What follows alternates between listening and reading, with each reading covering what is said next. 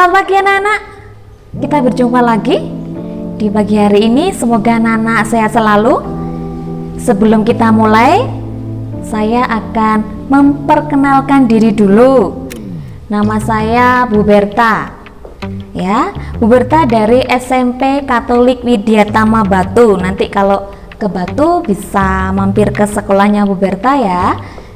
Baik, biar tidak terlalu lama, kita akan mulai saja pembelajaran pagi ini. Judulnya adalah teks deskripsi ya. Anak-anak bisa lihat? Ya, teks deskripsi. Tentu anak-anak pernah melihat ataupun membaca tentang sesuatu hal yang dideskripsikan. Apa itu teks deskripsi?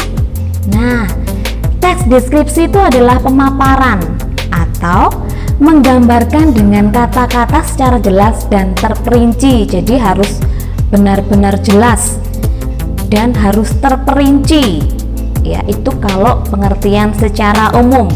Sedangkan menurut Keraf, itu adalah menulis tentang atau melukiskan sesuatu hal. Kalau di dalam bahasa Latin atau kata Latin itu adalah describe. Sama saja artinya, itu juga menuliskan tentang sesuatu. Jadi deskripsi itu menuliskan dan melukiskan. Jadi seolah-olah pembaca bisa mengetahuinya. Nah, sedangkan mendeskripsikan adalah memaparkan atau menggambarkan dengan kata-kata secara jelas. Contohnya apa ya yang bisa dideskripsikan? Ya, benar. Bisa sekolahku, bisa buku, bisa juga tempat wisata. Misalnya anak-anak berwisata ke Batu ya. Misalnya ke salah satu objek wisata yang terkenal di Batu. Nanti anak-anak bisa mendeskripsikannya menjadi sebuah karya yang bisa dibaca oleh semua orang. Selain itu juga bisa dari pemandangan yang anak-anak lihat di sekitar kota Batu.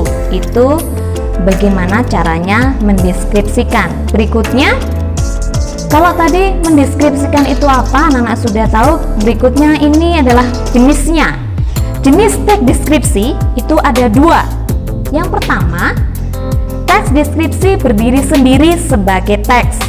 Kemudian yang kedua, teks deskripsi yang menjadi bagian dari teks lain. Ayo contohnya apa?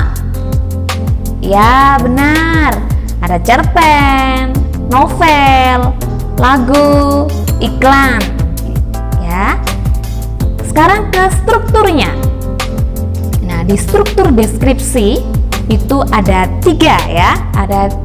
Yang pertama itu adalah identifikasi, yang kedua klasifikasi, yang ketiga adalah deskripsi. Apa itu identifikasi?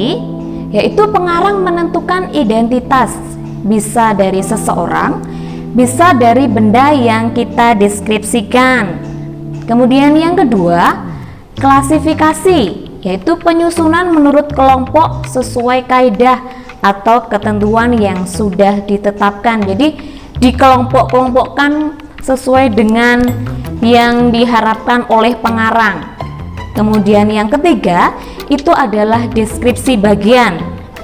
Ini biasanya berisi gambaran-gambaran bagian yang ada di dalam teks tersebut. Misalnya gambaran-gambaran tentang pemandangan kota Batu. Anak-anak bisa melihat ada gunung, ada sawah, ada perkebunan ya. Sekarang kita ke cirinya. Ciri teks deskripsi dari segi penggunaan bahasa.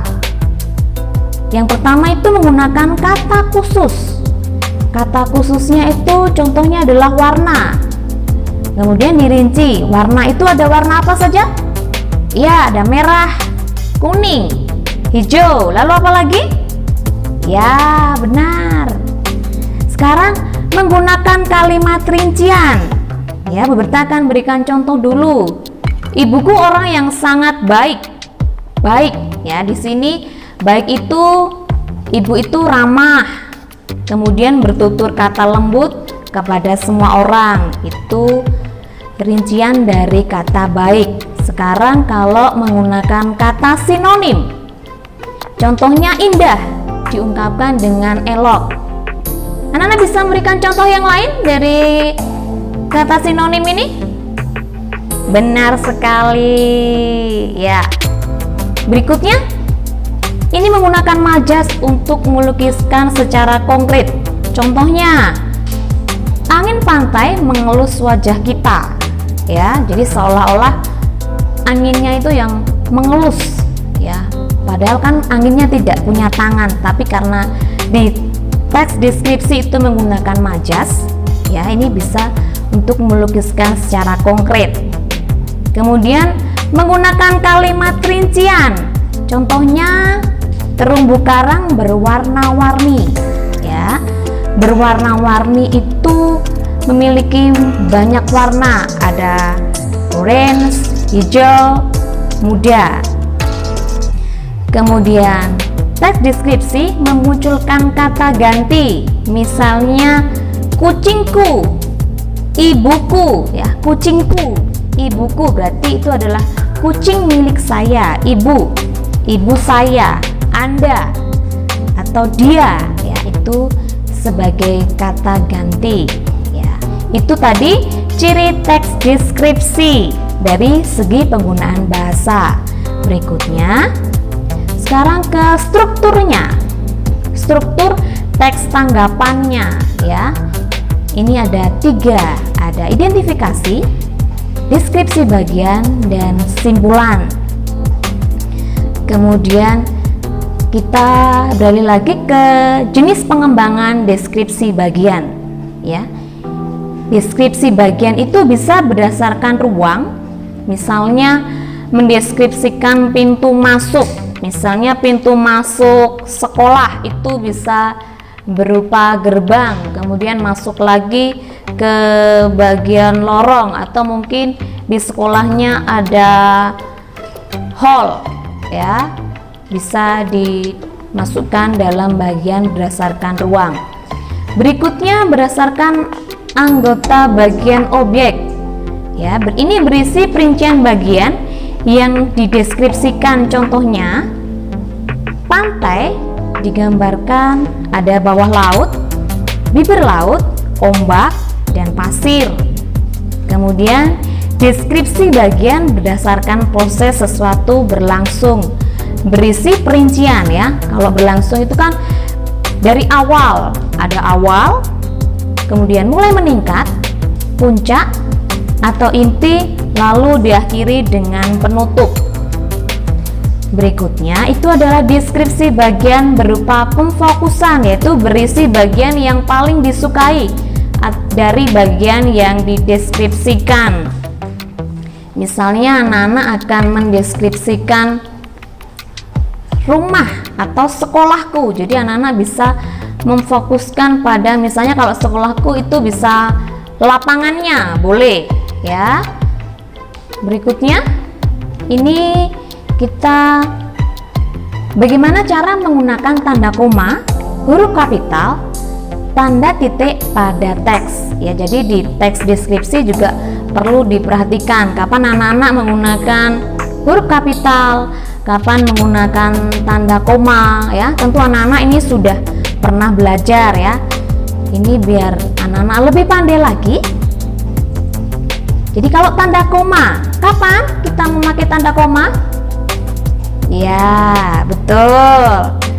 Jadi untuk unsur-unsur dalam suatu perincian atau pembilangan, contohnya Pantai Senggigi berada di Kecamatan Batu Layar, itu ada tanda komanya di belakang ya. Kapan kita menggunakan huruf kapital? Kapan ya anak-anak menggunakan huruf kapital? Ya, bisa di awal kalimat, bisa juga kita menuliskan nama ya, kemudian nama diri, geografi, misalnya ukiran Jepara. Anak-anak sering mendengarkan ukiran yang terkenal dari mana? dari Jepara. Itu tadi penggunaan tanda koma, huruf kapital, tanda titik pada teks. Nah, berikutnya ini adalah sebagai kata depan di. Kapan itu dipisah? Kapan di itu serangkai dengan kata yang mengikutinya ya. Ditulis terpisah itu misalnya di pantai, di atas, di samping. Kemudian di sebagai awalan serangkai dengan kata yang mengikutinya ya, itu ditulis serangkai. Ada yang bisa memberi contoh yang lainnya? Kalau contohnya di dengan kata yang mengikutinya itu ditulis terpisah, contohnya apa? Ya, benar, pintar. Kalau diserangkai dengan kata yang mengikutinya, ini yang serangkai. Ya. Nah, dari sini sudah bisa dipahami? Bisa ya? Ada yang mau bertanya? Ya, kalau tidak ada, setelah ini jangan lupa anak-anak untuk melihat di classroom. Ya, ada tugas yang harus anak-anak selesaikan dari pembelajaran pagi ini. Jangan lupa hari ini dikumpulkan tugasnya, nanti jam 5 sore ya, terakhir tugasnya harus dikumpulkan, dibaca lagi materinya. Nanti kalau misalnya ada yang kurang jelas, anak-anak bisa menghubungi Bu Berta. Ada yang mau bertanya? Sudah paham semua? Baik, kalau sudah paham semua, kita akhiri pembelajaran pada pagi hari ini. Terima kasih. Anak-anak selalu jaga kesehatan. Tuhan memberkati. Selamat pagi.